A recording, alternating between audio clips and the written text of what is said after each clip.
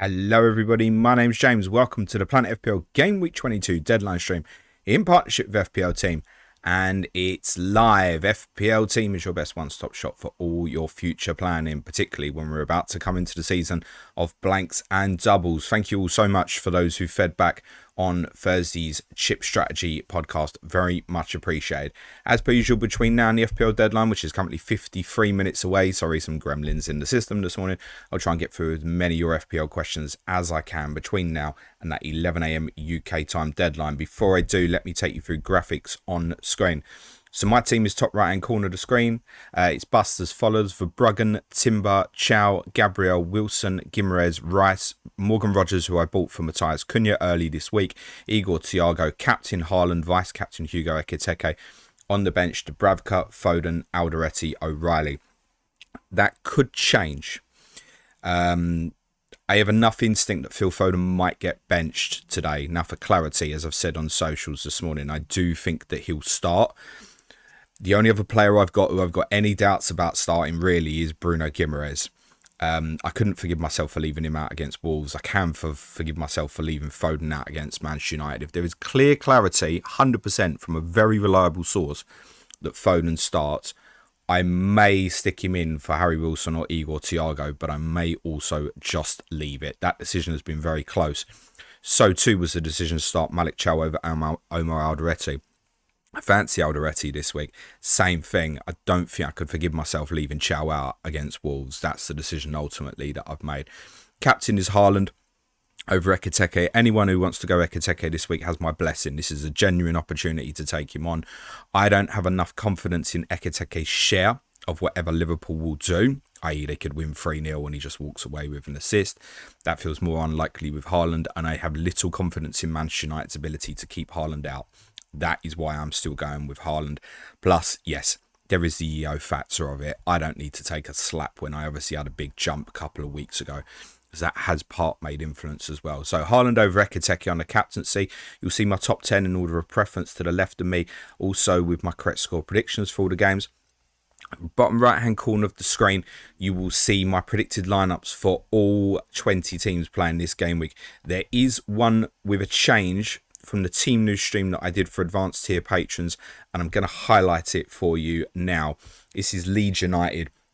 There is strong rumours going around within the Leeds community that Yaka Bijol is out for a couple of weeks. So I'm predicting a start for Sebastian Bono. And there's also strong rumours within the Leeds ITK community this morning that Anton Stack is going to miss this game. We think just this game as it stands. So there's a predicted start for Gruev that could easily be Longstaff instead, because he's back available now as well. Right at the bottom of the screen, you'll see the ticker for next 5 game week fixtures and all the flag players in FPL. Above that and directly below me, you'll see the benching dilemma screen where there are 2 players together. The player with the tick is the preferred option to start. They run in order, pages 1 to 4, left to right, and you will find some goalkeepers on page 5. I hope many of the graphics may help you with some of your decision making and questions. For our patrons watching along live, please drop me a tag on Slack if we've got any reliable information going around on team news, particularly in relation to the Manchester derby being the early kickoff today. Right, that's the questions. That's not the questions done. That's the graphics dealt with. Now, let's do those questions. Stevie Boy says, hi James, would you do Anderson to Enzo to bench Sade, or wait 24 to see the Chelsea minutes set up? Also, is Ronaldo expected to be nailed from this week? Now he's back. Cheers. I do expect Ronaldo to go straight back into the Sunderland team, but I don't think you could call it 100% at this moment. But I really like him as an option. I'd be if he didn't come straight back in this week, I would think moving forward he will get back in that team. That would be my instinct. Trey Hume's been doing all right, but he's also played like right midfield, left back.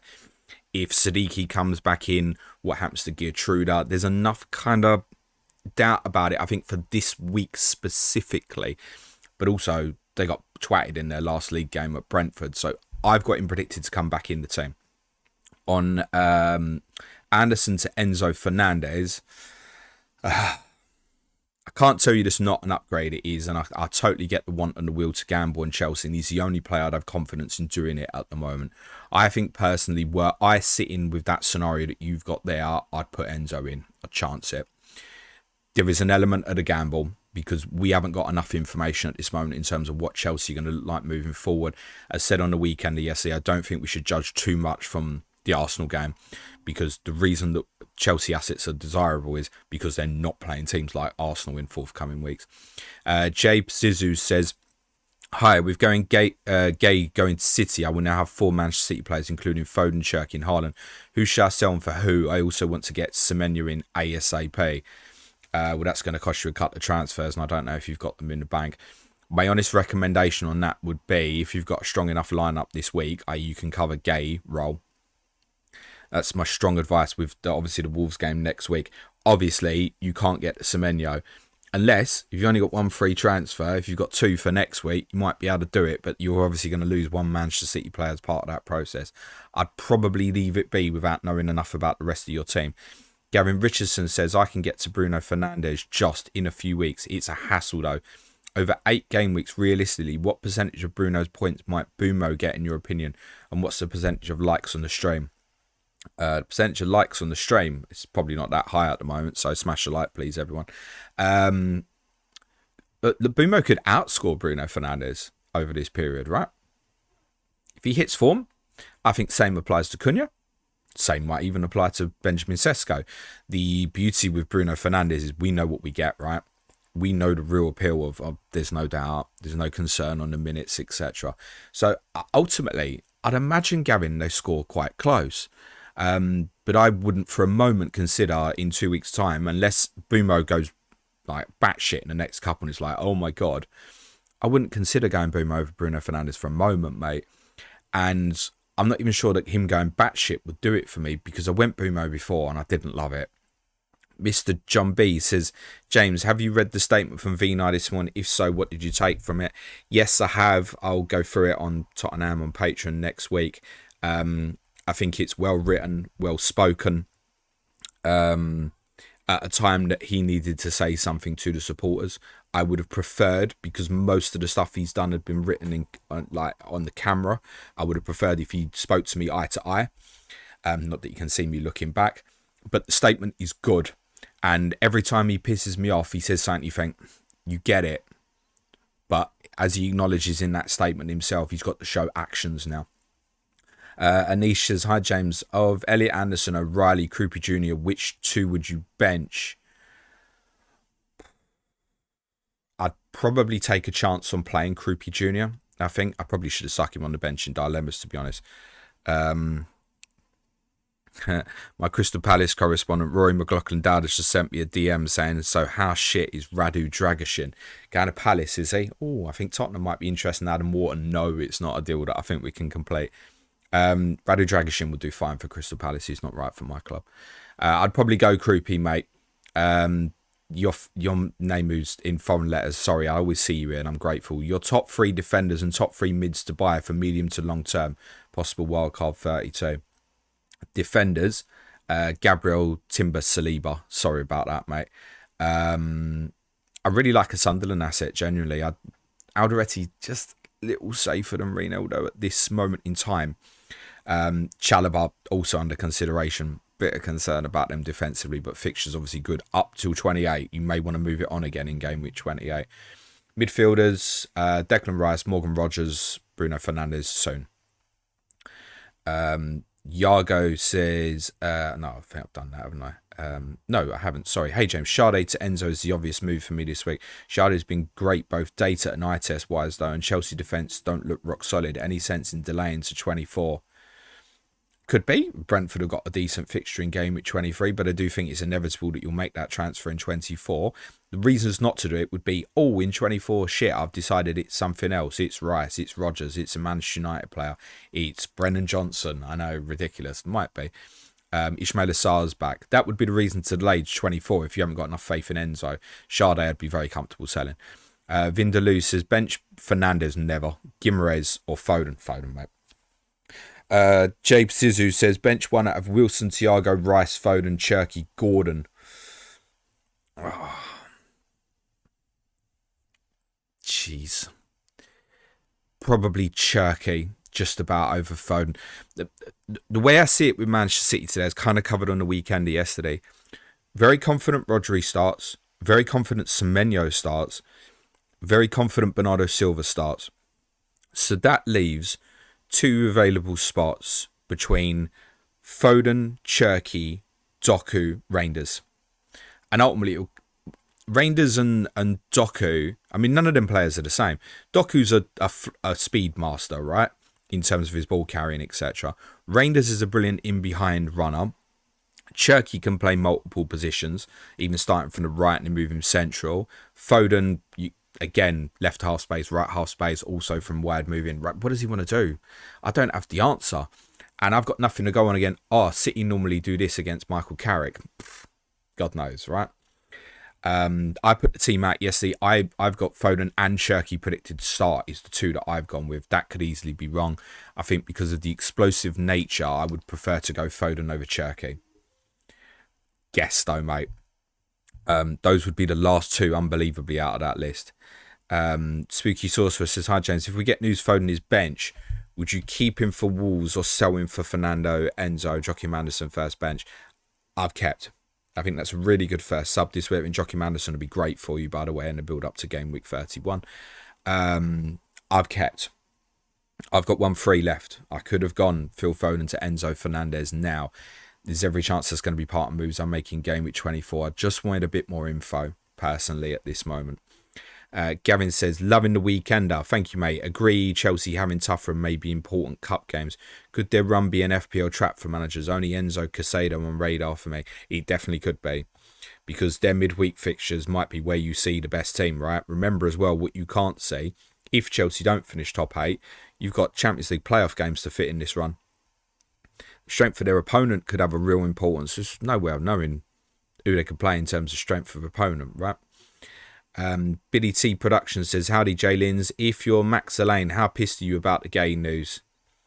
I don't think necessarily you are, and I don't think you should necessarily be surprised. He's been given the opportunity to play for Manchester City recently, and he's shown that he's equipped himself well and can now be considered for selection. And it's not totally improbable, by the way, that Mark Gay plays to the right of him. Probably won't be how it goes, but it's not that improbable. Kusanov also is a player that tends to pick up injury issues. Obviously, Ruben Diaz's situation is nowhere near as serious as Josko Vardio's.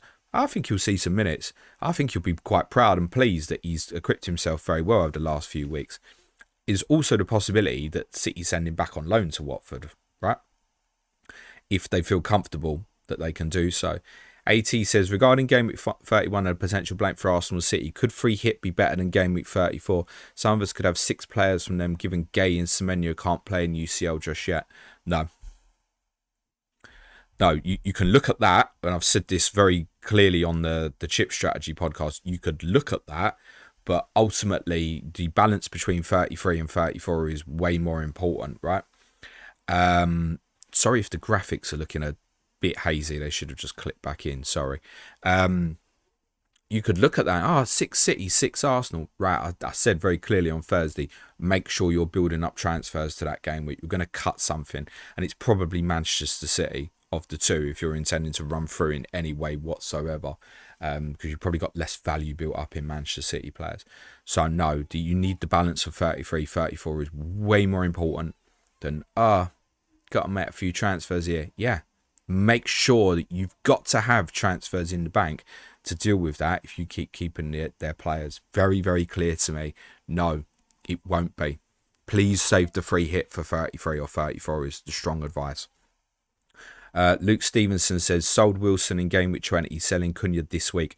Should I buy Wilson back or buy Enzo Fernandez? Oh, God. The thing is, the Fulham's next 5 or so aren't great. What you could do, I'll give you an example then. I talked through something similar on the team news stream yesterday for our advanced tier patrons. Go Enzo now and move it back to Harry Wilson in Game Week 28. It will give you, over the next 10 game weeks, 7 home fixtures. Those fixtures would be Brentford, West Ham, Leeds, Tottenham, West Ham, Burnley. And the 3 away games wouldn't be shit yourself stuff. It's Crystal Palace, Wolves, Nottingham Forest. That's your next 10 if you go Enzo Fernandez now and then to Harry Wilson in game week 28. So at this moment in time, that's the way I would play it. Next up is Robbie Granger. Hi, James. Play one of Elliot Anderson, Joachim Anderson, or Chris Richards.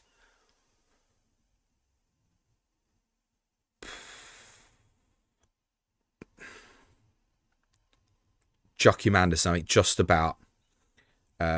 Next up is Bertica says, hey James, Cunha to Enzo Fernandez for free means benching Harry Wilson this week. Should I do it or roll and just bench Cunha for Wilson and buy Enzo in 23 or 24? I'd get it done. I think it's the right time to cut Cunha. Keza says, hi James, start Wilson or Palmer. Also, what do you make of Vinay's statement in the program? Covered that next bit. If I've got Cole Palmer, which I recommend against, yeah, I'm starting him. I do think he'll start today. Scotty Axe says, hi James, 2 free transfers and 1.2 million in the bank. Have a defensive double Arsenal, Lacroix, Dorgu and Estev. No other fires in the team. Would you transfer any of the lesser free defenders out now? Cheers. No, not so I've got more information on each of them as it stands. So I'd hold at the moment. Lacroix's fine for this week. Burke says, hi James, struggling with my current Arsenal triple up, especially Saka, as today feels like the second most likely for rotation in our upcoming 8 games in 26 days. Agree and worth doing Saka to Rice. Yeah, I advise it because it's going to open up money for you, and I've been very consistent on this. I do believe Rice is worth the saving versus Saka, and I do believe that Enzo Fernandez is the saving worth over Cole Palmer. That's putting on 6 million in the bank. That's stopping you having a shit 4.5 million midfielder and allows comfortable routes to Bruno Fernandes, for example. So yes, I would do it. However, I would say that in terms of the concern about Saka, I have very little concern about Bukayo Saka starting today. Pretty confident that he will. I think Noni Madueke will start in the Champions League in the San Siro. William Mercer says, hi James, great content as always. Bench one of Enzo, Wilson or Thiago, please. Really tight this week. Yes, it is, as shown by the benching dilemmas, Thiago and Wilson next to each other. But if I've got Enzo Fernandez, I'm playing him. William Mercer says, hi James, I've done. Daniel Burton, Cunha to Enzo or Rodgers. I have made the same decision this week. Decided to go to Rodgers. I kept thinking that was coming back to Rodgers in 24 anyway. So going Rodgers now allowed me a couple more weeks of information on Chelsea. That kind of made the decision easy for me.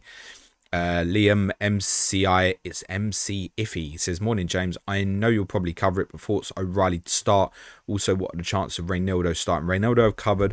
O'Reilly 50-50 truthfully. He's probably going to be him or Max Alain. My theory on it is that if United have a left-sided bias, then City might try and counter that with a right-sided bias. Therefore, Nathan Ake may play left-back. Have a watch back of how I covered this on the weekend yesterday. I'd recommend come off this stream, watch the weekend where I do kind of 5-10 minutes with David on that particular game yesterday. O'Reilly could easily start. For me, with my squad depth, is an easy bench this week.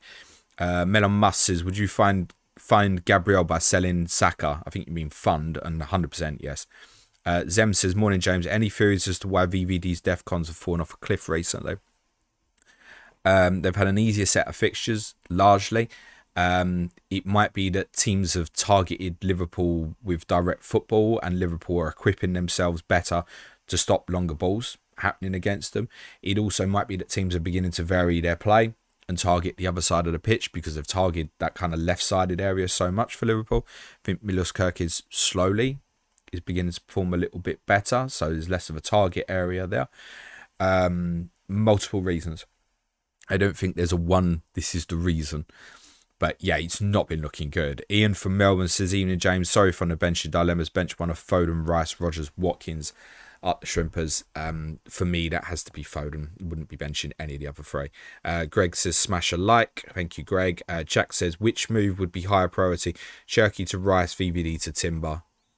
Well, if you kept VVD this far, you're not selling him this week, are you? Because I think, despite the DEFCONs falling off, if you were to free hit this week, there's every chance you'd go with VVD, I guess. You might go with Frimpong instead. But VVD to Timber is a next week, isn't it? However, are you asking actually you've only got one Arsenal? Or have you got two Arsenal? Has it got to be one or the other? If you've got, if you're sitting there and it's Gabriel, Saka, Timber, the problem is I'd say Saka to Rice. I really would at this moment. AT says, if Cisco scores today or looks promising in character setup, do you think he becomes a genuine FPL option from Gameweek 24? Perhaps even replacing penalty taker Thiago due to fixtures. Yes, that's a possibility. However, I'd give big caution on selling Igor Thiago. As I've said, and I'd stay at the same, if I didn't own Igor Thiago, I wouldn't buy him this week. I think selling him is viable. I really do. Those next 5 fixtures are rough. Brentford sit bottom of my ticker. Oh, it's Forest next week. Yeah, but across the 5, it's rough. I don't think there's anywhere really massively to want to go to. And also, there's a good chance you hit 27-28, you'll want Thiago back. Because once we hit 27-28, he goes to the top of my ticker again. Next up is Mindy Priar says, who do you think scores more points over the rest of the season between Foden and Semenyo? If that's a fantasy-laced question, you shouldn't be thinking about that at this moment in terms of, oh, I'm on wildcard, I'm going to stick one in for the rest of the season. It changes too much with City. My instinct at this moment would, however, be it's every chance it's Semenyo. Urus Milicevic says, hi James, who should I bench out? Minter, Jockey, Manderson and Tarkovsky. Apologies on benching dilemmas. So if you've still got Minter, we think he'll be back Monday. I don't have him in my predicted team. However, I also don't think the other two's fixtures are that great. Tarkovsky, I would say, is a highly likely DEFCON at Aston Villa. However, he's a highly likely no clean sheet. So I would be benching Tarkovsky. Liam says, would you sell Voltamadi to Ekiteke this week? I have 3 free transfers. Yes. It's unfortunate because I think Voltamadi could start against Wolves, but it could easily be comes off after an hour, even if he does. You're going to have this headache constantly while Voltamade and Visser are fit. And unless one of them are injured or they start playing together, neither can be considered. So your timing wise of selling Voltamade doesn't feel great. And I do have him in my predicted lineup for tomorrow. But your timing for Ekiteke is if you're going to do it, it's now, isn't it? Audrey Tam says, free transfers. Would like to move Cunha and O'Reilly. Move this week or roll. Don't like Rodgers. Want Bruno Fernandes from 24. Wondering if Enzo is the move with a Sunderland death or wait one more week for more info. If you want to move them on, I'd move them on. You kind of explain you don't want Rodgers. That's fine if that's how you feel. So yeah, get Enzo done, mate. Dragon Josiowski says, morning James, get Enzo or Rodgers in for Cunha. I've gone Cunha. Gareth says, hi James, what's Semenyo's European status and does it buy him a few league games? So I've seen conflicting reports on this, and I must say I haven't looked too hard for this, but my understanding would be that he won't be able to play in match days 7 or 8, but obviously can be registered for the knockout stage. So yes, that's part of the reason of really thinking, yeah, there's every chance he's going to play good here over the next few. AT says, thoughts on Gay for bench on wildcard. Could he become a great placeholder for Branthwaite if the latter looks in good shape? Probably wouldn't be chasing after that with Branthwaite. Probably just be leaving Mark Gay in. So I wouldn't look at it as a placeholder from that perspective. You want Mark Gay? Yeah, I'm all right with that, mate. Obviously, look, you're not going to use it this week, but you'll know that, right? Cole Sliffer says, hi, James. Is Roast the best keeper until 32, excluding Raya? He probably is including Raya at this moment. Jordan Pickford's okay. Robert Sanchez, if he stays in the team, is better, but I think we've got concerns about at this moment, so would advise against. So, yeah, Robin Roast, fine. David Raya wouldn't be one of the choices because you have 3 better Arsenal assets. Spooky Sorcerer says, Captain Wirtz or Ekiteke going against Haaland and Reason. I'm doing Cunha to Wirtz for 2 weeks. Ekiteke. High ceiling for me this week. Jordan Williams says, morning James, hope you and the family are well. Would love your thoughts on Buonanese signing for Leeds. Not seeing much of him, but interested to know how you think he'd fit into our current system. Not sure he does. I don't look at that and think, oh, he's going to steam into the team. Just think Brandon Aronson's been playing great. Willie Nonto's obviously back fit. Calvert-Lewin's doing well at the moment. He really needs to shift back to kind of like a more of an attacking 3 rather than say the 2 you saw more at Newcastle. Don't think he necessarily does jump back in there. He's a good technical little player. I find him quite slight, but I see him a player with definitely the ability to improve. Truthfully, I thought him going to Chelsea was absolutely bizarre. Just didn't think it was truthfully going to be anywhere near that level to compete this year, and I think that's now proven. I wouldn't think that he'd definitively definitely go into the team, primarily because of the performances of Aronson. And I think there are comparisons between those two players. But Aronson's really stepped up his intensity. So it might be that it's a slow burner, mate. Zabino says, morning, start Garner, Tarkovsky or Anderson. That's Joachim. Garner's I probably would go Joachim Anderson. Kevin Forth, morning, James, good morning. Andres says, hi, is Frimpong worth a 1 week game? Thanks. So are you asking that because you want a wild card in Gameweek 23? You'd be better off holding transfers, I think. Truthfully. Anything at this moment that's like that. Oh, so like if you think, I'm on Gameweek 22, I'm on Frimpong for 2 weeks, I'm on wild card in 24. Truthfully, I think you're better off holding your transfer unless you've got injured players. Ali Bismo says, Cunha replacements already on Saka, Rodgers, Foden, plan to wild card in 31. I mean, Wilson's still an option now. Enzo Fernandez is the obvious name to give you, Ali. Gavin Richardson says, is FPL harder this year in your opinion? Lower overall scores, a higher place in all my mini leagues compared to the last few years? This question comes up every single year. Ultimately, it feels as hard as how well you're doing. Audrey says, who are the best defenders from 22 or 24 to 30?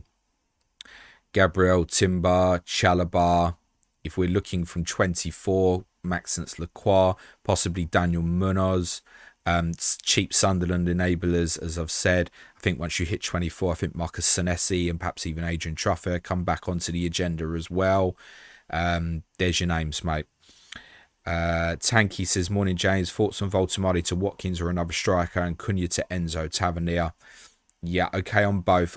The only thing I'd say on Watkins, Marlon's gone to Roma. Watkins going to play every week. They're going to get another forward in, highly likely. And it might be something that's better than Marlon.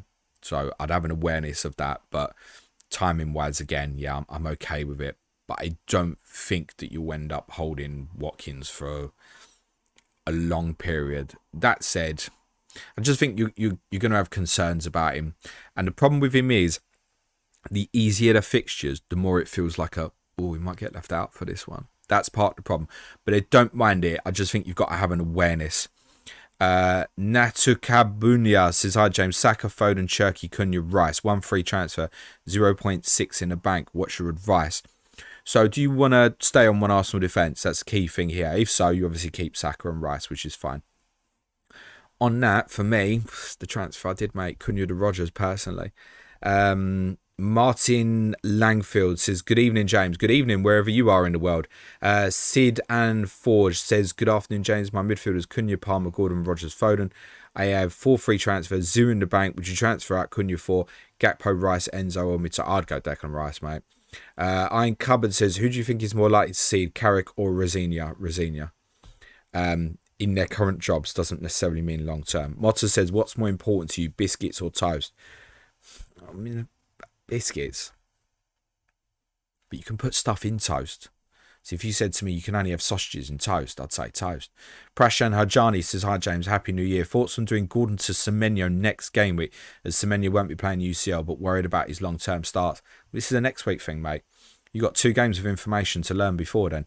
But yeah, sure. Daniel Lund says, hello James, bench 2 of Wilson, Stack, Foden, O'Reilly, Thiago. Stack and O'Reilly, that's quite straightforward, mate. As said at the start of the stream, it was quite a bit of Leeds ITK going around their forums this morning suggesting that Anton Stack may be unavailable today, and also Yaka as well. Next up, Willa Bakar. Quiz to you too, mate. Stijan says, morning James, hope you're well, pal. What are your thoughts on Diego Gomez, 7th, 8th attacker, to free up funds for Gabriel? Is it safe to just go Tavernier instead? Yeah, too many cooks in terms of competition at Brighton. So yeah, Tavernier. Sorry, just reading something that might be team newsy worthy. Thank you, Connor.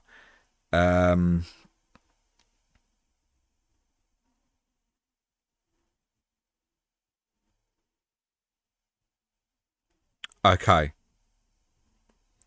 Yeah, I'm not sure about that at all. Okay. Samuel Luckhurst, who's a journalist. I'm just going to remind you where he works with. He's a well-known journalist. I just can't remember who he works for. He's at The Sun. Okay. he has put, I think on Facebook, and I'm just going to read this to you. Make of it what you will. I personally wouldn't, but I'm going to share it. He says, a Manchester United team has been leaked. Lamans, Dallo, Maguire, Martinez, Shaw, Casemiro, Mino, Amad Diallo, Bruno Fernandes, Patrick Dorgu, Brian Bumo. Now, if that's correct, that's Matthias Cunha not in the Manchester United 11. However, I'm very suspicious on that. He said a Manchester United team has been leaked, so it's not his information. So we don't know where he's got that information with, right? So I'm just sharing that. That's Samuel Luckhurst from The Sun. He's posted that. I'm not sure if that's Instagram or Facebook. I'm not familiar enough with those accounts. Make of that what you will. It's secondary information. He's obviously a well-known journalist, but it's secondary information. It might help some of you if you want to sell Cunha. But I'm very suspicious about that. So I'm just sharing that as it is. Thank you, Connor, for tagging me. Bradley, can someone get hold of Bradley in the FPL channel on Slack and ask him what his source is on that place? Because I ain't sharing that till I've got the source. I don't want... Oh, apparently. It's not good enough for me. Taylor says, do you think Ballard could be worth the extra 0.5 over Alderete? Cheers. No. On a given single game week, if you're free hitting or something, you can afford to go Ballard, please go Ballard. Do I think it's worth the extra? No. FPL Aficionado says, hi James, hope all's well. Thoughts on Cunha to Enzo? Yeah. And Hincapi to Chalobah? Yeah. Quite far behind in overall, very low team value, no bench. Yeah. All I'd say is, if you're getting rid of Hincapi, what's your plan for Arsenal? You need to know that. Audrey Pham says, who are the best midfielders from 20? I've done that one, I'm sure. Absurdologist, morning James, 2 free transfers, 1.3 million in the bank. Roll or sell Foden, Cunha or roll. My other mids are Wilson, Gordon, Lafay, bench. Right. Truthfully, if that's me at this moment in time, I'm buying Rice and Rodgers, personally, if that's me. Sorry, I'm just checking a rumour that went. I ain't sharing it because it's just hearsay at this moment. Absurdologist says, morning James, 2 free transfers, 1.3 million in the bank. Roll or... I've just done that. Sidan Forge says, would you be bold to captain Rodgers over early in the Rekateke? No, I'm short of cojones this week, mate. James Brennan, hi James, thoughts on a Barnes punt until 24 on wildcard. Will then go Bruno, currently have Semenyo in the bus team till 24. Cheers and have a great weekend. Truthfully, I'd just go Bruno Fernandes. I don't even know you could look this week, never mind next week, and be certain that Harvey Barnes starts. I'd just go Bruno Fernandes first on that, personally. Okay. Someone throttle Bradley in Slack, please. Tom Sleeman, should we all buy Conor Gallagher? No. But, in seriousness, he does need monitoring. He's been priced at 5.5. You know that he'll probably be quite good for Defcons. If he does end up playing as a 10, which is a possibility, particularly if Tottenham did buy another midfielder in this window, which isn't beyond reason, then he's going to need monitoring. Genuinely. So, no, would I advise anyone to buy him? I'd just say no. But I do think, yeah, do you know what? It's a good price. It wants looking at. Audrey says, when is a good exit point for Raul? I presume it's Raul Jimenez. Excuse me. Would you consider going down to Mane or up to Watkins? I don't fancy Saka or Palmer in the long run, so Watkins seems a good way to spend the dollars. The exit point for Raul Jimenez isn't dependent on fixtures. It's dependent on Rodrigo Muniz, who Marco Silva said yesterday is still quite a distance away. The problem is, quite a distance away could definitely be before blank game week in mid-March, right? So, Fulham's fixtures aren't great in the next few, but you know, Brighton, Everton, he's a potential talisman forward, right? His minutes are good, he'll tick over fine. Then they have a really good run, as said, like 28 basically to 31, but Muniz is probably back by then. So exit point is probably soon, but if you're not certain of where you want to go, I'd just leave him be at this moment, would be my advice. Would I go Raul Jimenez to Watkins at this moment? No. No, I probably wouldn't. I'd probably leave it be. Gundwala, you've put your whole team in. I'm not reading that all out. I just wish you the very best of luck. Yes, if you've got multiple Man City players, I'd try and run it if I could at the moment. Ben Ardaway says, morning, Jimbo. Hope you're well. Start 2 out of Elliot Anderson, Xhaka and Lacroix. Have a cracking weekend. All on the bench in dilemmas. Thank you, mate. Good luck.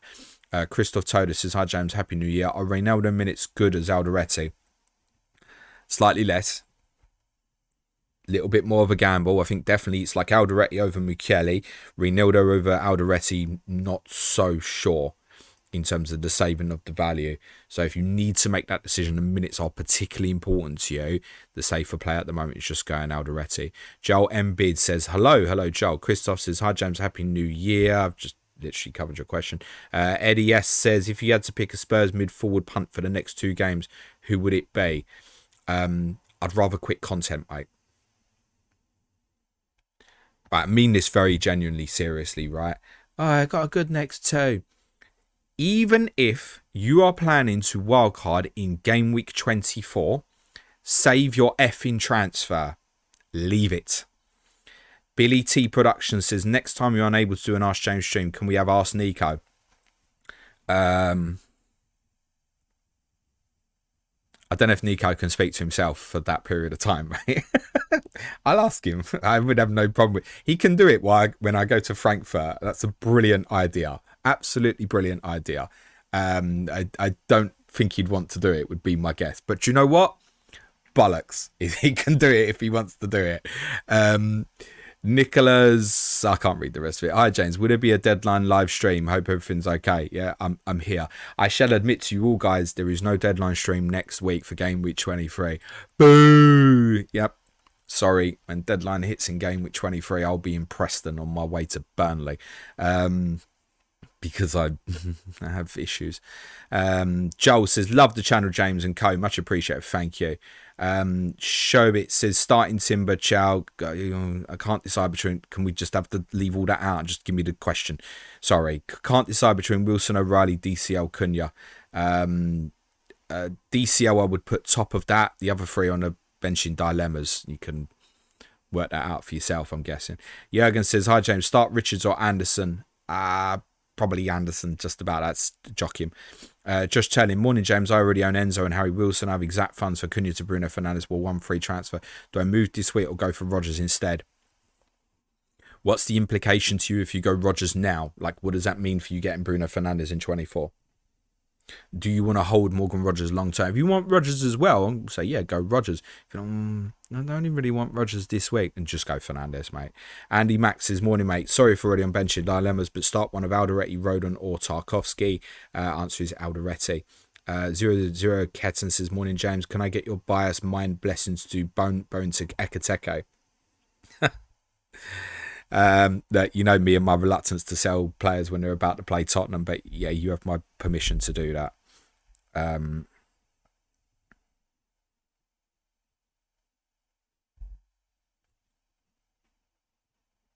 Yeah, I'm not sure on that source at all.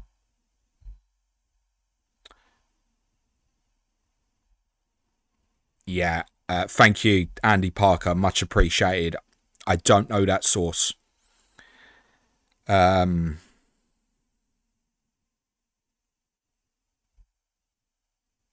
Yeah, uh, yeah, thanks, Craig. I think that's right. It's a prediction rather than a leak. Yeah, thank you. That's good clarity, Craig. I really appreciate that. Thank you. Yeah. So there's someone who's posted Foden starts and Cherky's bench, but we think it's a predictor rather than a leaker. Okay. Doesn't mean it's not right. Might be. Might also be wrong. So that's what I was trying to get some clarity on. That was the information I was seeking. So someone said, yeah, we think they're a predictor rather than a leaker. Andrew Jarvis, morning, James. Just popping in, say hello. Good luck for the game. You too, mate. I've missed a few. Sorry. I will come back through. Ketten, I've done. FPL Alex, Cunha and Miley or Enzo and Wilson? Enzo and Wilson. Thomas Thornton, hello, mate. Good luck for the week. Would you start Enzo, Foden, Szoboszlai or Thiago? Many thanks, shoes. I'm benching Foden. That would be choice. Randy Mann says, hi, it's Haaland triple captain viable option for 23. Yes, could be. Concern about it would be that Marmoush is back and he'll be back next week. And Pep has said that he's exhausted. For me, it would be a no.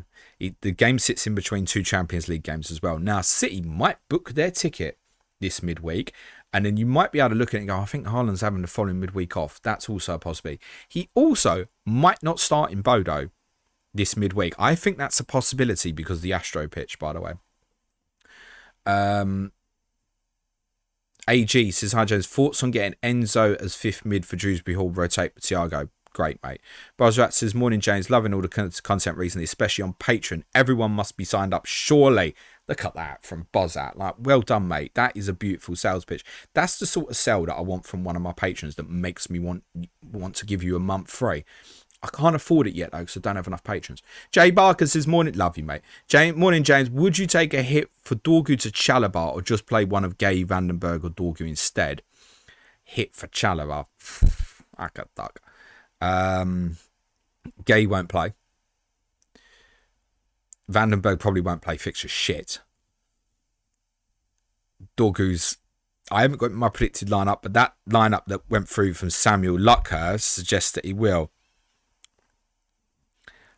No, Andrew, I'm not aware of. Oh, he said, can we expect snow this weekend? I've just got the joke. That's because I'm going to Burnley. Yep, there's every chance there'll be postponements next week. Listen, I've been to Burnley in beautiful sunshine.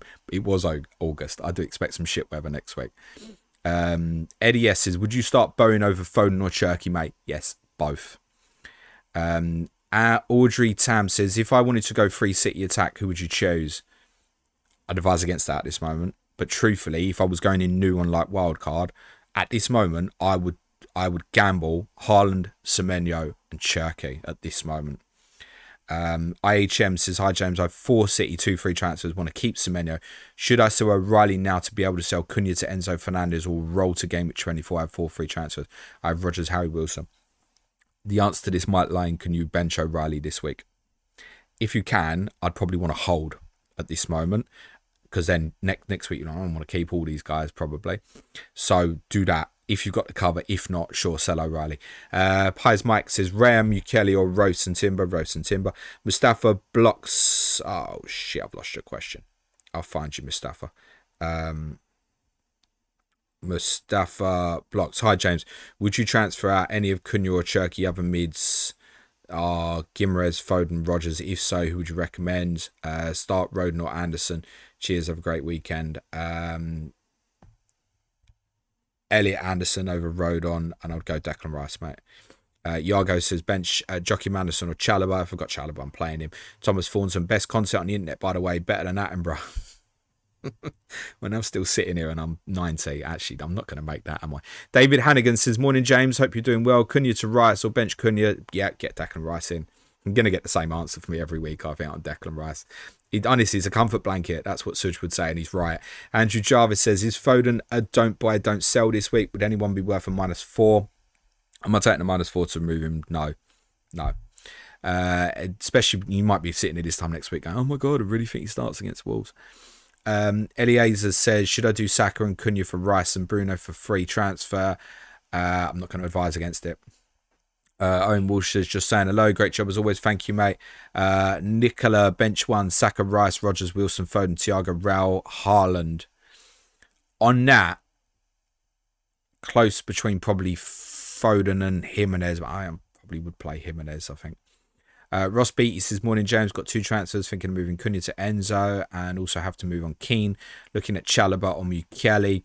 Other defenders are Gabriel. Yeah, okay, thoughts. Timing is right for Chalobah. If you're sitting, if you need it every single week, it might get scary. That's my best advice. But how do you feel about, like, I could work it out. How do you feel about 25? You've got Senesi, Joachim Anderson, 20. They're both okay, 25. So do you know what, Mukiele? Ecrox says, morning James, hope you're well. I see you have Wilson starting over Foden. Would you make the same decision if you have Garner? Hang on, Wilson over Garner or Foden over Garner? Yeah, both clear. Joel G, morning James, would you start Cunha or Mane? and Tarkovsky or Alderete. Cunha or Mane? I'm starting Cunha, mate. Tarkovsky or Alderete. Alderete comfortably. Andrew Sands says, with Palmer risky and Saka feeling a bit meh, Bruno's likely to be our second highest value player until a possible wildcard 32. Is it time to spread the funds a little and strengthen the bench? Brother, I've been here since game week 13. Yash B says, do you think it's necessary to transfer Cunha out this week? 3 free transfers, but feel like all of Wilson, Enzo, Tavernier have a few question marks. Rodgers, maybe. Look, I've gone Rodgers, but if you've got question marks, carry on, mate. FPL Cato says, hi James, hope you're well. If buying Rice means needing 2 moves to pivot to double Arsenal defence, would be on triple Arsenal with Saka, Gabriel. Would you get Rodgers now and try to deal with Saka later? Sorry, I'm not sure I understand that. If buying Rice means needing 2 moves, I mean, yeah, like Rice isn't like an essential or anything like that, mate. I'm not sure I understand this. Would be with Saka and Gabriel. So Saka, Gabriel, Rice. Would you get Rodgers now and try to deal with Saka later? So I mean, is the question is Saka to Rice? Is that what the question is? Whenever you sell Saka, if you put Declan Rice in, there's a chance that Saka's going to kill you, right? Have you felt like you've been killing others while you've owned him? I'd just make the move. Thomas Salvadori says, hi James, I have 3 City and Gay, Dewsbury Hall. Plan was to wildcard 24, but don't know what to do. Just roll. Don't know what the rest of your team is. So if you can afford to just leave Gay and Dewsbury Hall on the bench this week, because obviously Dewsbury Hall means you have to make the City move as well, then yeah, leave it be. But if you've got to deal with something, you've got to deal with something, unfortunately. So it's a headache. Like, it might work really nice for people for next week. You've got to come straight off it afterwards. Zubin says, hi James, who do you start between Cunha and Reece James? I presume that is. Open to selling Cunha as well with 2 free transfers in the bank. Yeah, Cunha, Rodgers, Rice, Enzo, whatever. Birth Media says, Jimbo, Forest upset lightly. What percentage would you give it? About -1. FPL Tank says, hi James, would you start Tarkovsky or Collins? It's sweet thing. Collins is the highest scoring defender. I think I saw Brentford tweet since game week 11. That's quite remarkable, that. Answer might lie in terms of if you've got any conflicts. So if you've got Rodgers, for example, I'd start Collins. If you've got Enzo Fernandez, you've not got Rodgers, I'd start Tarkovsky.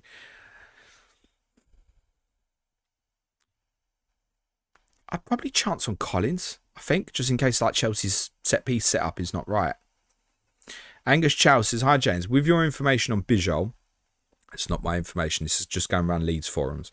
I have Timber, Mukiele, Bijol starting, Dorgu and Keane on my bench. Would you take a hit for Gabriel in just in case the Bijol news is true? Do you know what? Yes. Sarah Dreyer says, you put Share in your predicted Newcastle lineup. Have I? Shit, that's a mistake. Is that correct? Is that true? It probably is. It should be Malik Chow and who's the fucking left-footed defender? Botman. Sorry, it should be, yeah, it's an error. That should be Chow and Botman. Apologies. Angus Chow says, hi James. Dan Bean says, draft question. Start Henderson or Petrovic this week? Henderson. You never want to start Petrovic. Karen says, hello James. I have 4 City, Haaland, Foden, Nico O'Reilly, Semenyo, along with Cunha, in my honest opinion, a sell. 2 free transfers. O'Reilly to Timber, Cunha to Tavernier, Rodgers feels bleh. We'll get it done. Theo says, hey James and Rodgers. Hey James, what's your thought process on Thiago over Wilson? The Chelsea fan in me wants to bench him, but we do have a bad record against them. So, pens for Thiago, clear talisman, big share percentage of their goals.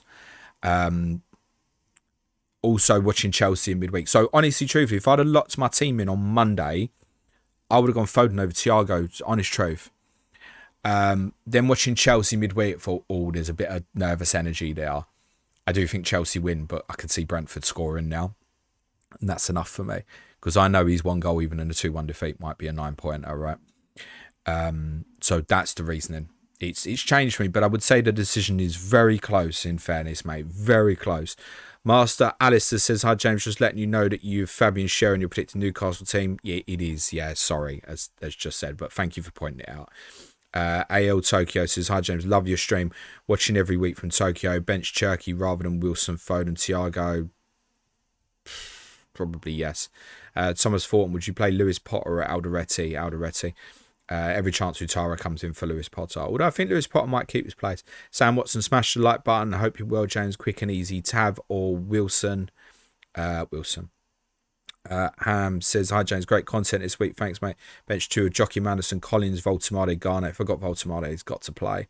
I'd play Jockey Manderson. Russell Baker says, morning, James. I still have Calafiori. Do I still wait?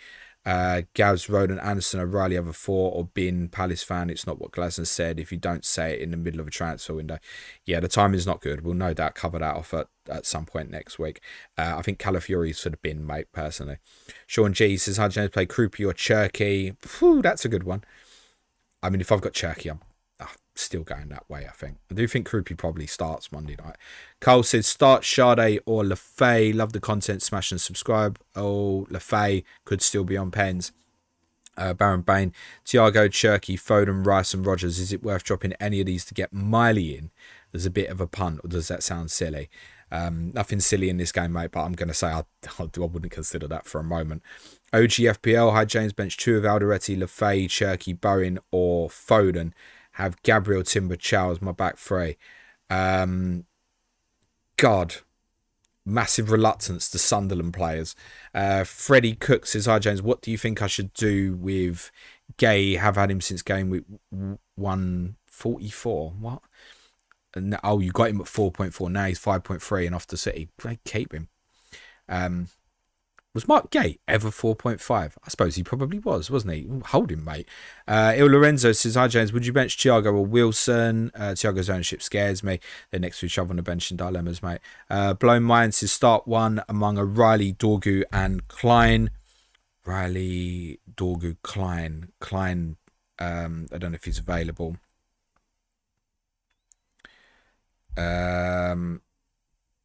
Yeah, so Pedro, that tweet that you just sent me has been deleted.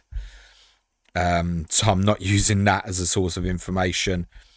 Thank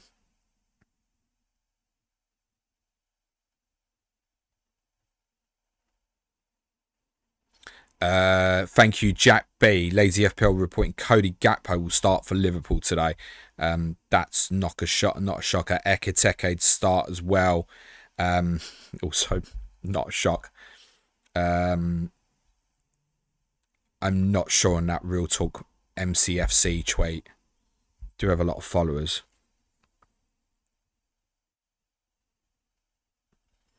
But they're suggesting that it might be a Doku and Semenyo are both playing. Doesn't say about who doesn't, but they're suggesting they think Doku and Semenyo plays. Again, don't know if that's a prediction or if that's knowledge. If I realise I'm not getting some of your questions, but a minute to deadline, it does feel a little bit more important this week that I get any information that might be there.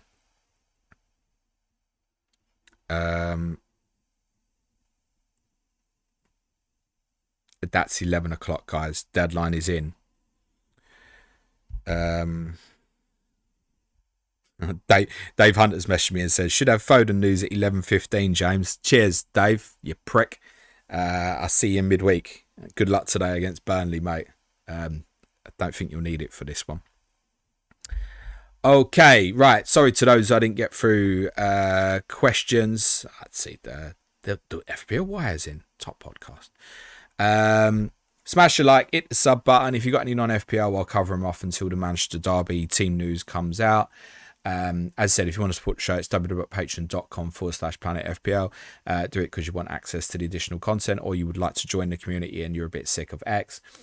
From basic tier, you get early releases and no ads. Everything gets released early, audio and YouTube on Patreon. When I say early, we're not talking massively, but it goes out first there. And with no ads content, both audio and video. Basic plus tier will get you an additional podcast a week, get you access to Slack, will get you access to my planning spreadsheet, which I think is particularly handy at this time of year. Intermediate plus tier get you access to all the podcasts during the week, and there's additional stuff at advanced tier, your team news streams, midweek dilemma, talking tactics, what the numbers say, away days as and when, although there won't be one next week. Yeah.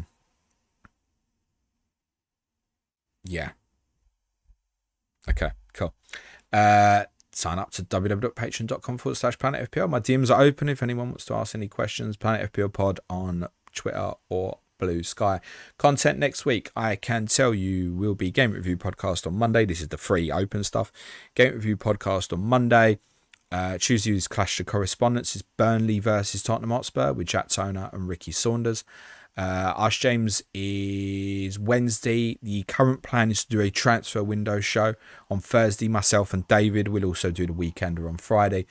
On Patreon, we've got a Q&A Monday. Tuesday is UCL Fantasy Matchday 7 preview. Wednesday will be Tottenham. Thursday, Money in Football. Friday will be our Game Week 23 preview podcast, the differential show. That's the sell. I got nothing else major to announce, so if you want to go and enjoy your weekend, smash a like, hit the sub button. Thank you always for your support and your contributions to the chat. Sorry that as many of you I couldn't get to this week. Let's do some non-FPL then. Neil Kager says, back to sleep for me. Good luck all.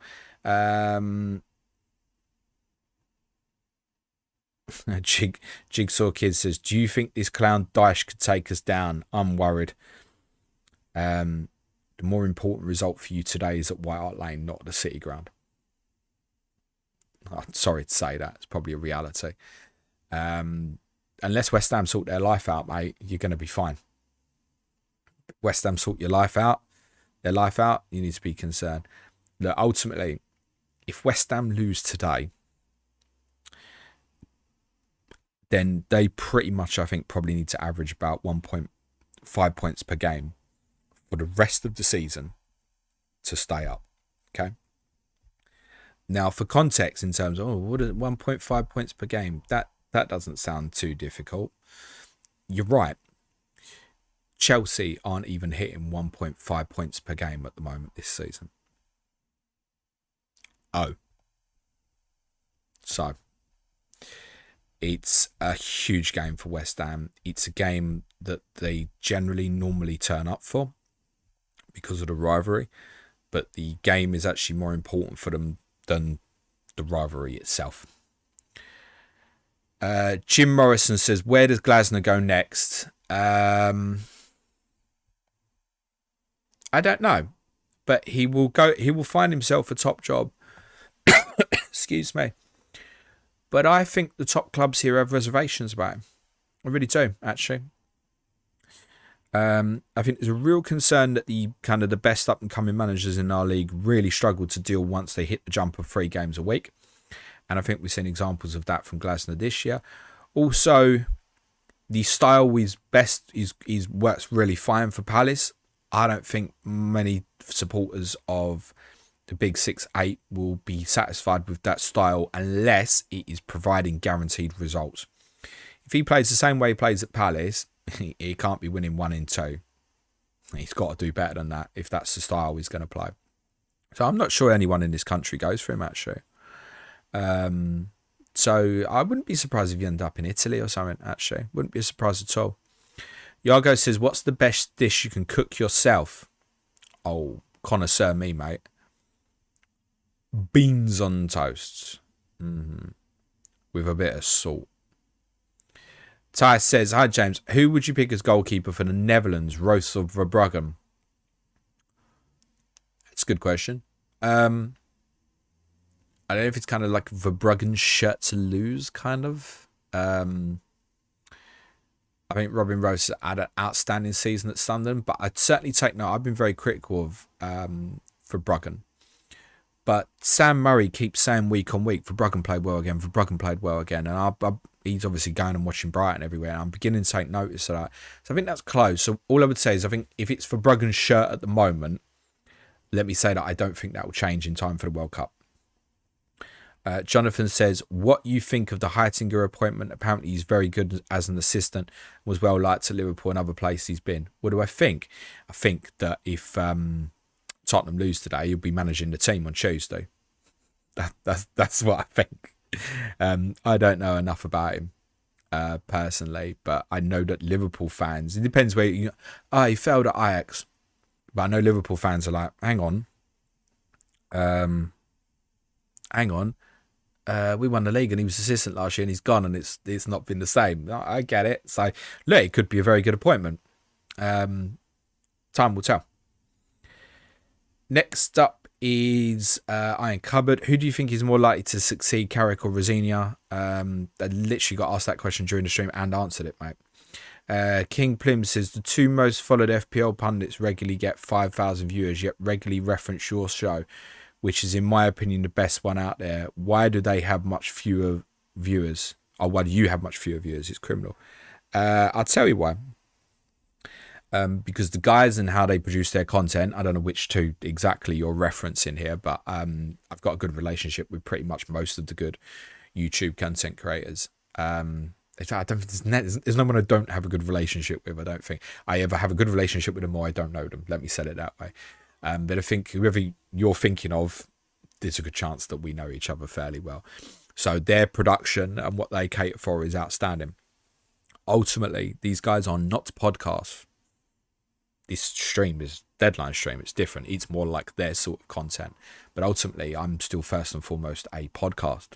I am not short form content. I am quite a bit actually on Patreon in terms of particularly my advanced tier video content.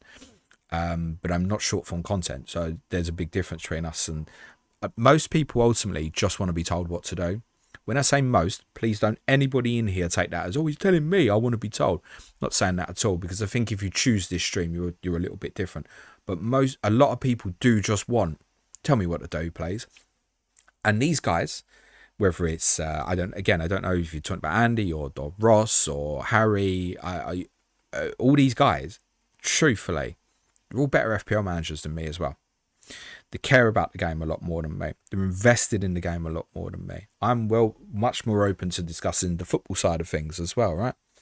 We do a podcast and don't talk about FPL at all, right? So there are differences in our content.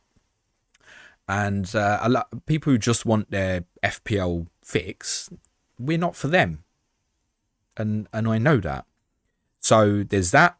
They're also all better FPL managers than me. I'm not going to pretend any different. I say when I sell patrons, I'm not going to make anybody a better FPL manager if to join up Patreon. Well, if I support on Patreon, it's like a stigma, isn't it? Oh, what would you pay content for? Because it's not going to guarantee to make you a better FPL manager. I'm telling you, I'm not going to make you a better FPL manager. The community and the content might help, but it's up for you to make your own decisions as per play it your way.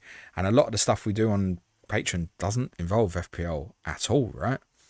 I don't think there's many people we've got on Patreon who are there just for FPL stuff. I think they're there more for the other stuff, to support the show, the additional content, the community that we've created on Slack and stuff.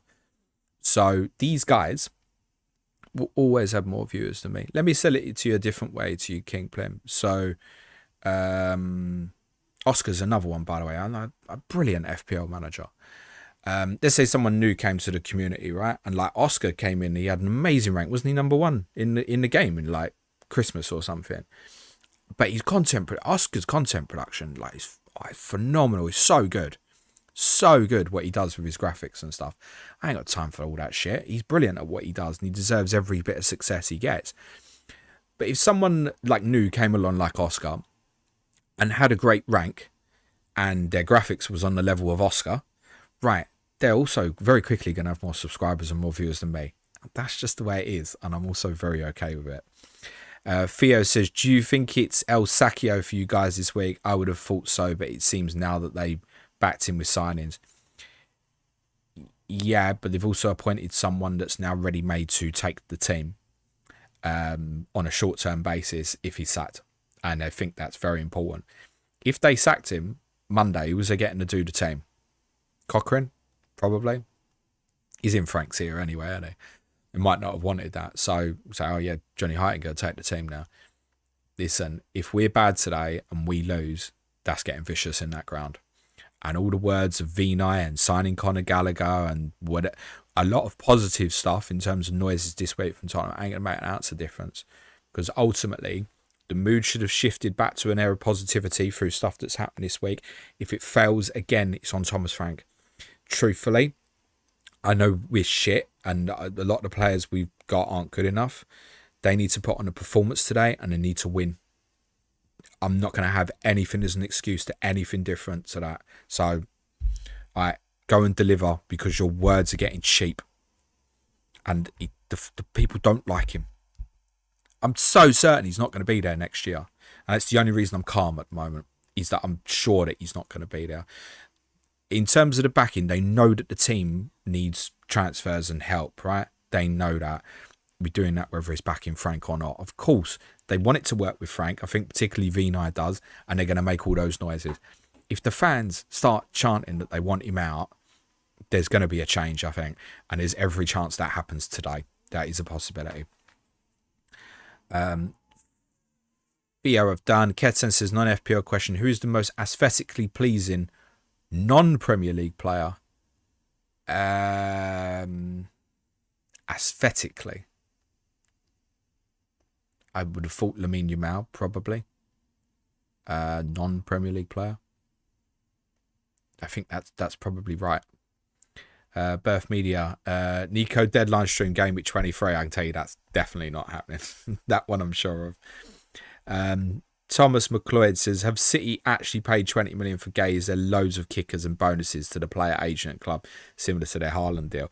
Listen, I think you already know the answer to that, don't you, Thomas? Yeah. There's going to be a huge signing on fee there for Mark Gay alone. Michael Bayer says, hi James, what are the chances of a Clayton meet up in the USA? He's not there at the moment. That's all I can say at this moment. So at the moment, none. Francis Logan says, Brighton, Tony Bloom taking an investment on the Hearts. Do you think other English Premier League owners will do this to get access to the Champions League? Hadn't thought of it that way. Bill Foley had a bit of investment in Hibernian, who's the Bournemouth owner, and he stepped back from that. So, no, not necessarily. Tony Bloom's been on the kind of the ladder of multi-club stuff anyway. So, I mean, Union Saint-Gilloise also in Champions League this year is also kind of, he's got leaks too. Also, once you're in European competition, if it's the same competition as Brighton, you've got to, like it was for Union last year with Brighton or the year before, you've got to take out some of your ownership, right? You can't have more than 25%, hence Palace going into the Conference League. I won't bore you with that stuff now. So I like the question. I'm going to say probably no, though. Next up is Wesley Mims. Hi James, thanks for all the great content, love it every week. Want to know your thoughts on FPL deadlines for the USA. Obviously different, but luckily it's been better recently. I can't speak because I'm not in that, right? I recognise if it's either 6 a.m. or like 4 a.m. this, I think. No, it's worse than that, isn't it? What's the deadline? No, that's right, 6 a.m. or 4 a.m. Or no, 6 a.m. or 3 a.m. Rough. But the game's here, isn't it? I don't have a right solution that's going to work for you, ultimately. Jigsaw Kid, would you sack Daesh? We're still in Europe. Zero chance of winning it with him. Priority is more to stay up, but your man upstairs might not think that way. Yeah, I wouldn't be surprised. I wouldn't be surprised they moved him at any point. He can't sit still, Marinakis. And I think ultimately he was appointed to keep the club up. If there's a circumstance, particularly say if West Ham keep losing, yeah. But I think it also wants Forest losing, but then he was also appointed to keep the club up. Sean Dyche is not going to be a long-term Nottingham Forest manager. I think that was always very, very clear. Gareth Nichols says, cheers, James. Have a great weekend. You too. Okay, I've got teams for you. So, the Cunha information is correct. He does not start for Manchester United. The team is Lamens, Dalot, Maguire, Martinez, Dorgu, Casemiro. Shaw's playing as well. So Dorgu probably higher up. Right, sorry. They've done it in number order. I tried to be clever. It doesn't work. Lamens, Dalot, Maguire, Martinez, Shaw, Casemiro, Manu, Dorgu, I presume left wing, Fernandez, Ahmad, and the fuck am I missing here? Oh, Bumo, obviously. So is Bumo 9? Is it a 4-2-4 with like 2 false 9s maybe? Yeah, those who saw. So that Samuel Luckhurst was correct. Cunha is a sub. So to Sesko, Ugarte, Mason Mounts on the bench, Yoro's on the bench, Aiden Heaven is a substitute. Manchester City lineup is as follows. Phil Foden starts. Ryan Cherky does not. Blimey, neither does Matthias Nunes. The Manchester City lineup is Donnarumma, Lewis, Kusanov, Maxilane, Nathan Aki. So O'Reilly is a sub. Rodri, Bernardo Silva, Semenyo. It's Foden and Doku are the two that have got the nod. Erling Haaland, obviously. Cherky is a sub. Reinders is a sub. O'Reilly is a sub. Matthias Nunes is not in the Manchester City squad. I report that information live. Gareth, thank you. I appreciate that. Jay Loveshank says, just something I found interesting. Shay Given was talking about his time at Derby with Rosinia. They tried to get Delap as they held in high regard. Maybe worth a watch. When they get someone for Derby and what the expectations are at Chelsea might be very, very different things. But yeah, I wouldn't be surprised if we do see Liam Delap play more. Might be pressure to play Liam Delap more. We spent money on this guy. Interference again. Interference again. Ole, ole. Should start singing that, Chelsea fans. Beth Media says, thoughts on Conor Gallagher, by the way. Don't want to bore the patrons because I spoke about it obviously a lot on Tottenham on Patreon on Wednesday. Really good signing. He's better than any other midfielder we've got.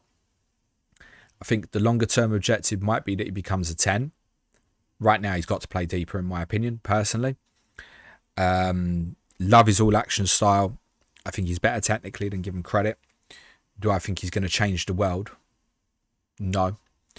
Is he an upgrade in everything we've got? Yes. Will the crowd like him? I'm fairly certain that he's all action energy. The crowd will really like his effort. He's plug and play. I think he goes straight into the team. Honestly, because he can't play Tuesday as well, I'd actually be very surprised if he doesn't start today. So yeah, good signing. Really likeable player. Can play multiple different midfield positions. Doesn't fix the progressive passing problem, but he shouldn't be judged on that because that's not what he's been brought for.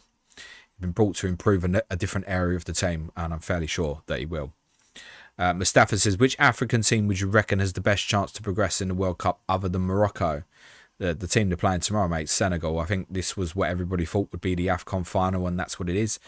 Saw Senegal play very well against England last summer. Sorry, is that last summer? Yes, it is last summer, I think. Yes, I think that was in June. I'm trying to work out if that was 2025 or 2024 now. Yeah, it's 2025, isn't it? Yeah, a good side, Senegal. So, them. FPL Spartans, knowing what you know now about life, God, what would you say is what would you say to your 18-year-old self? Don't say play it your way. Okay. Enjoy. I don't think I enjoyed myself as much as I should have at that age. Too worried about consequences of relationships, friendships, work. It's all going to change. That's the best bit. Everything will change. And what changes most is yourself, I think. I am not the person that I was when I was 18. I'm just not that guy anymore. That's not to say I hated the 18-year-old person, right? I'm just a different person. I'm more than double the age. I'm a different human being. So I think growing up in your teenage years is actually pretty tough because of all the stuff that goes on in your mind, your body, and all that kind of stuff. There's no kind of, there is like a manual to deal with it, but it doesn't feel like it, I don't think. And if you could know how much stuff then changes again in your future, I think you just learn to enjoy that period more. And that's what I'd say to anyone if it's in that age bracket. Don't get too hung up on stuff at the moment. Enjoy. You get one shot at life. And it's okay to still be 30 and not know what you want to do with life and stuff. I think that's fine. I'd say some people are more driven than that, but I think money doesn't create happiness necessarily. And you get one shot at that period of your life, and I think you should enjoy it. It doesn't mean, go out and get wrecked everywhere. Just enjoy it. Try and do the things that you want to do, and don't worry so much about relationships and that kind of thing, because in most cases it will find you again in differences. The amount of people that I'm still friends with from when I was 18, there ain't really anyone. My whole life is different. So enjoy it.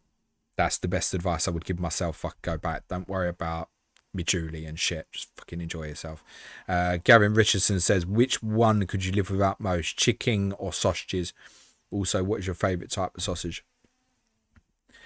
Any sausage. There's a van that's there in Enfield normally over Christmas, does an amazing little bratwurst. Actually, it's not even little, it's massive. The thing is, I live without chicken now because the queue's too long. If I were to go and have chicken today, I'd need to leave now, pretty much. It would take me an hour to get there, and I need to be in a queue more than 2 hours for the game.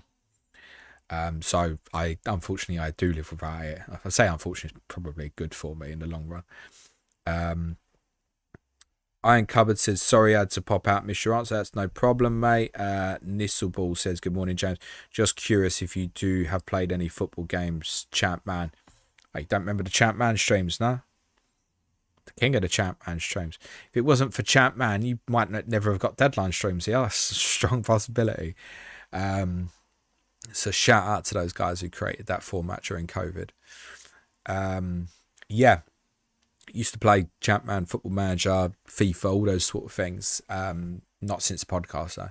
I mean, Football Manager I would love to play, truthfully. If you said, give up the podcast, I think the first thing I'd do is go and buy Football Manager, honestly. I have no time for the time that game needs to enjoy it. None whatsoever. But I imagine later in life I'll be back at some point. Next up, Shakamura, you are bloody great, mate. Content is fantastic. Thank you, I appreciate it. Real Villa says, I normally have a 50-50 and just need a nudge. Today, for example, had Cunha, heard the rumours, went Enzo. Needing a nudge isn't necessarily being told what to do. But I know, and I see it here in some of the questions, sometimes you can see the way they're laced and it's like, it just wants to be told what to do, right? I'm not the stream for that. There are other better FPL managers doing deadline streams than me. And if that's what people want, truthfully, they should go and watch the other streams. Thank you, Sean Captains. I appreciate that, mate. Moon Man says, as a follow-up, this is the best stream because of the balance. They can't hold your hat when it comes to game knowledge. This is a smarter stream. You won't say that, so I will. Well, unfortunately, those words just came out of my mouth. Look, self-analysis is uncomfortable, and I find it easier to talk about people being critical of me rather than in praise of me. So I thank you.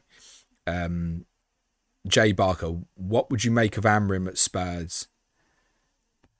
I don't want a back three manager, ultimately. I actually retain a belief that there's a good manager there. I really do.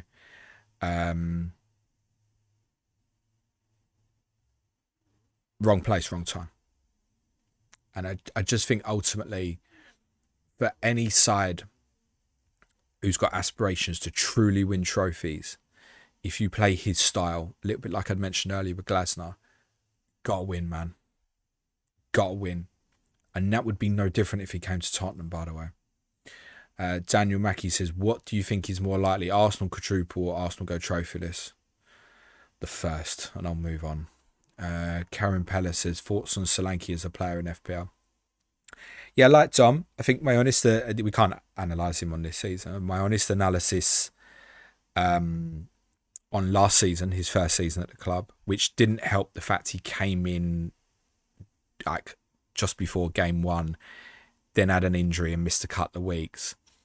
And then if you think about this season, obviously been interrupted completely. He's not had a season. But I also expected a bit more from him last year. Not in terms of output. I think his goals and assist return actually for a first season adapting was fine. I expected more in terms of his hold-up play and his aggressiveness, actually. That may have been impacted by injuries, and I think it's going to be impacted for a little while moving forward as well. But I do hold an opinion still that if you can get a pre-season out of him properly next year, that he is still good enough to be our number 9. But I think if he doesn't have a proper pre-season next year going into next year, it's not going to happen for him. Sheer free. And that would be a shame, because I think he's good enough, actually. There's not many people at the football club. I think if you can get away from all the issues, I think you can be good enough.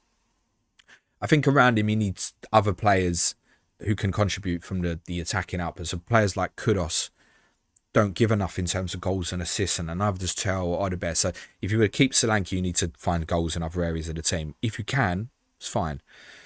If he's the main source that's reliable, they're all just going to create for you, go and get me 40 goals. He's not that, is he? But I like Dom, and I'm pleased that he's back available. I don't expect him to start today. I think it's going to take a little bit of time and stuff. But he's someone I want to be a little bit more patient with. I don't dislike him. He's one of the few people at the football club I don't dislike.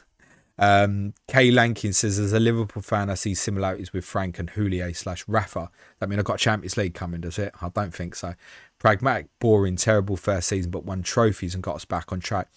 You think a coach like that could ever work at Spurs? Yes. But it's got to deliver. So, look, under Ange, we played... let me say it like this. I saw Nathan Clark, who's on the Spurs podcast, The Extra Inch, say this. It's a really good kind of quote, and I'm going to paraphrase it. He said that, and it's so spot on, he said, under Frank, we tried to play good football. We failed miserably. Under Ange, I'm not sure if I said Frank, I meant under Ange. Under Frank, we don't play good football and we're failing. Right, so what would you prefer? The attempt to at least play. Now, if Thomas Frank finishes his football season and Tottenham are playing Champions League football next year, he's probably going to stay in the job.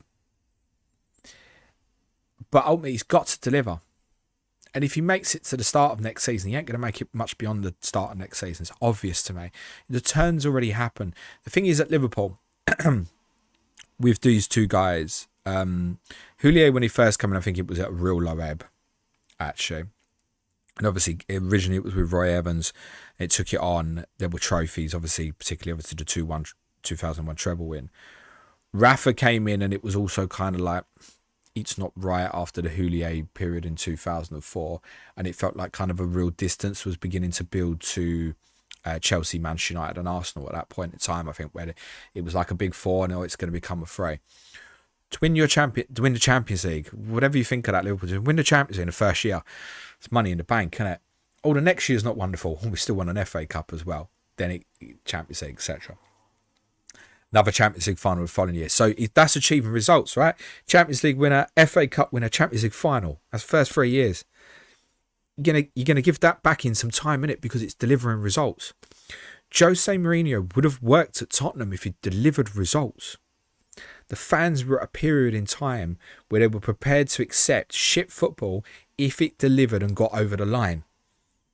No one has made it better than Pochettino did, right? So you're not putting up with these things. And it's not like, oh, the expectation on Tottenham is just to finish 10th every year. It's not anymore, is it? Right? It's not acceptable. So bad football, if it delivers, okay. Right? When Conte got us above Arsenal, finished top 4, actually we played some brilliant counter-attacking football. I think people knew it was quite negative. Fucking results were there, right? It was good. 23 points from the last 10 games. If you're running at that, you're going to qualify for the Champions League. We were scoring a shitload of goals. It was fine. Even though the style was like, we don't dominate. So if it delivers results, ultimately most people will deal with that. But I think at a top club now, it's got to deliver. It's got to deliver. Thomas Thornton says, which game did you cry most at? Mine was Robson Kanu's goal v Belgium. What a moment. Gosh. Shit.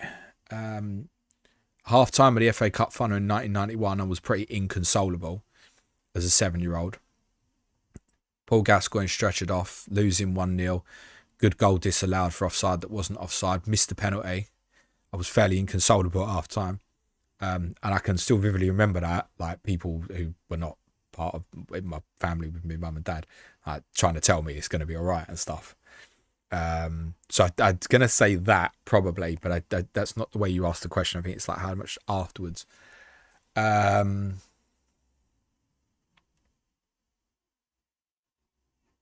not sure if I cried after Ajax. Adrenaline was mental.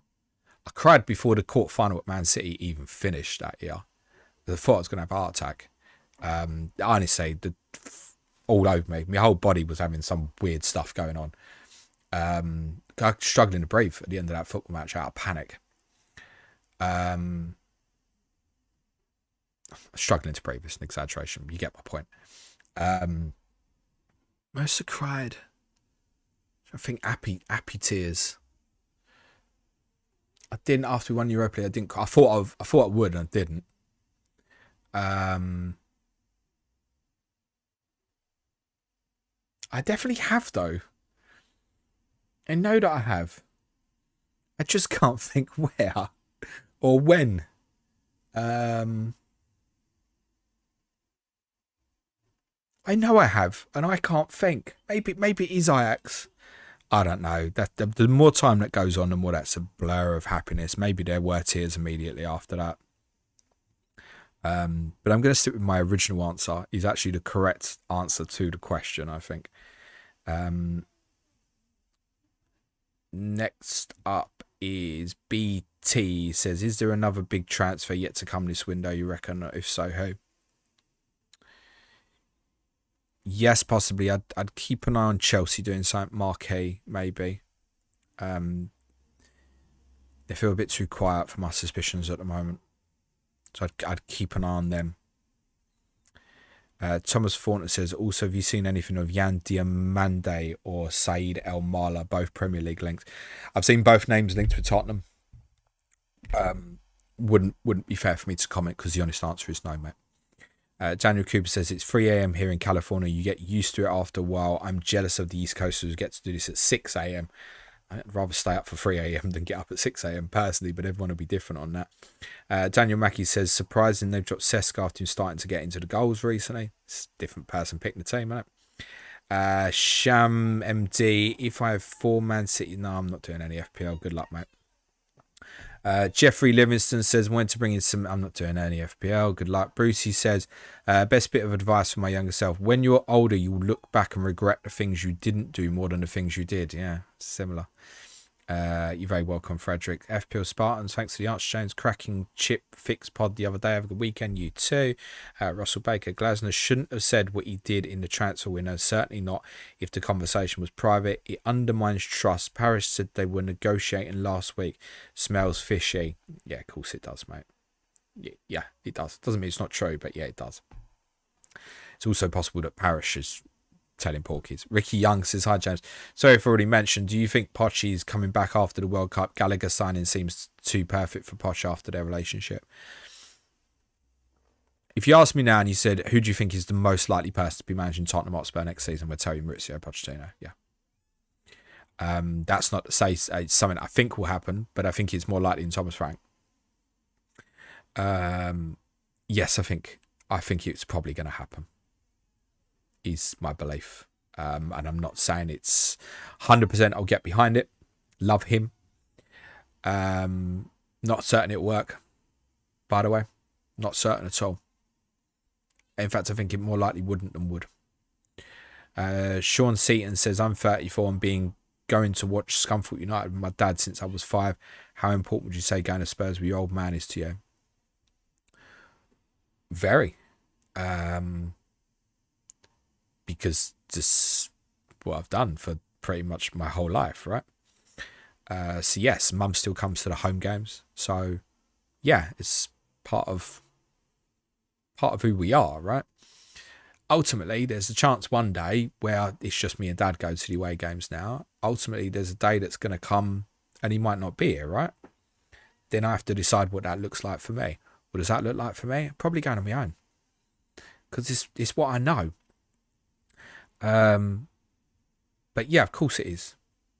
It's not many games I've gone to without my dad, right? Not many. Real Villa, thanks for reading my comment. I watched quite a few FPL streams this morning. I just fancied some calming Cockney. I'm not Cockney, mate. I'm not born by them Cockney Bow Bell Bows, mate. I'm a Londoner. Gary Miller says, Arsenal fan here, and despite the rivalry, I genuinely appreciate your objectivity as a Spurs fan. You're one of my go-to fantasy football channels. What's your view on Fan TV U channels? They very much have their place now. Not for me, personally. But they have their place. There's none that I watch, as the like Tottenham ones and stuff like that. No. So I think it's more of a, I don't want to say get the clicks, but I think the YouTube fan space is much more open to trying to say something that's more controversial. It's not for me. It's definitely got its place. I don't have any problem with them, and I think that unfortunately there'll be some out there. Say like Mark does stuff with Forest Focus, right? They're not like that. I've listened to a couple of their bits. They're not like grab you in for like the line or whatever. But they are kind of more podcast format, I suppose, rather than like the watch-alongs. I think it's the watch-alongs and stuff like that, isn't it? You see Goldbridge's chat the other day about standing up and wiping your bum or not. What a guy. Thank you, Gary. Appreciate that. Hassan says, hello all. Thought I'd join in for the non-FPL chat. Happy weekend all. Zuram says, hi James. Even if Foden hauls this week, do you think he's a sell for Cherky or Semenyo next week? Right. Okay. You might be joined in. This is the non-FPL section because this is the end of my week and I like to relax at this point. See how you feel after Bodo midweek, right? Greg says, Woodgate Chelsea goal 2008. My dad definitely cried after that. I don't think I did.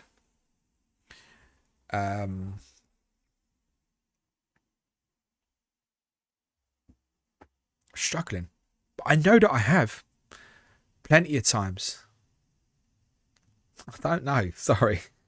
It's not like I'm hiding it. I'm not sure. I've had a week of dizziness. Ask me next week and I might be like, yep, bang, bang, bang, bang, bang.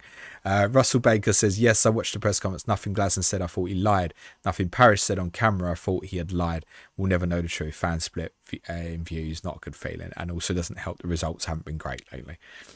Ellis Shakari, hoping for fun post-review game with you and Suj on Spurs and West Ham in the later days. Might be. Offside Footy says Conor Gallagher could be the one who provides a link between attack and defence, giving freedom to Xavi and unlocking Spurs. Yeah, could be. Russell Baker says, thanks James, love your non-biased and certainly have the right attitude to life. Don't get angry is another one. Eats you up and only hurts you. Yeah. I'll tell you something else I learned. This is an age thing, so if you're younger, take no notice of this. But I have low expectations on people I don't know. You know, the little things like, I really thought you were going to hold the door open for me there, but you didn't. Like, my expectation is way more of thank you when someone does it. Tanky says, Gallagher might even be our talisman. Where else are the goals coming from? Yeah, good question. Let's see where we sit at the end of the window. I'd be surprised if he's the only signing. Zuram says, Palace are a great spirited team with Glasner, Gay and Mateta leaving. I hope they do not become the West Ham next season. I do. Shit away end. Shit away day. It's nothing to do with Palace, the area, Selhurst, Croydon, any of that. It's just a crap away end. And I want teams relegated based on crap away ends. So I've got another one next week. I'm not bothered if I see the back of Burnley. That's a crap away end as well. And I mean in perspective of view, steepness of stands. Good Evil says, where do you think Enrique is going? My God, it's 20-12. Right, I need to go. I was going to say home. I am home. Where do you think Enrique is going? I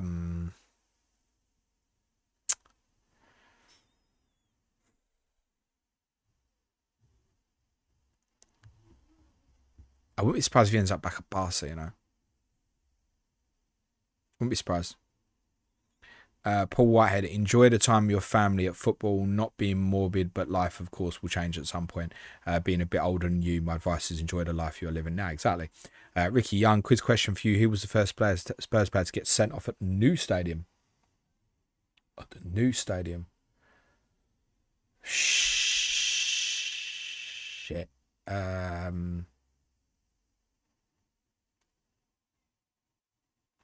Terrible content. Trying to run through games in my head. At the new stadium. Is it is it sunny? Is it sunny against Chelsea? Might be one before that. That's my guess. Tell me if that's right, because I'm going to end the stream in about 60 seconds. Hussein says, thoughts on Heitinga, especially with uncertainty on Frank. Spoke about it a little bit earlier during the stream. Interim manager in waiting, possibly. AT says, what stadiums in Europe would you like to visit for the first time? In Europe, I've been very blessed. I've done most of the ones I wanted to do. The one that I really wanted this year was the Parc de France. Done it.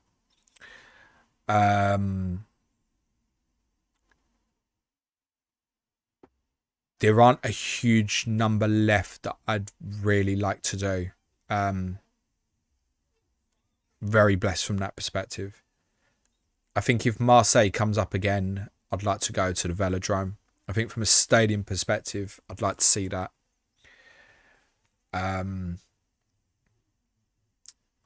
Spain have done them all, basically. The big two in Germany are done. I'm not fussed. I've not been Stadio Olimpico, but I'm not fussed about it. Maybe De Kuip in Rotterdam, Feyenoord. There's historical Tottenham connections to that fixture as well. So maybe Rotterdam. Puskas Arena in 4 months for the Champions League final. They're not. I've been very blessed to have done most of them. Good Evil says, is it possible he goes to City if Pep leaves? Yes. Ricky Young says, yes, it was Sun versus Chelsea. Daniel Mackey says, thanks, James. Have a great weekend. AT, I'm not doing any more FPL, and I would say the same thing. The game is fine as it is. Right. Thank you all. Love you lots. Thanks for joining the stream. That's ended up being quite a long one. Have a great weekend. I hope your arrows are green. See you for the Game Review podcast on Monday. Ciao for now. Bye, everyone.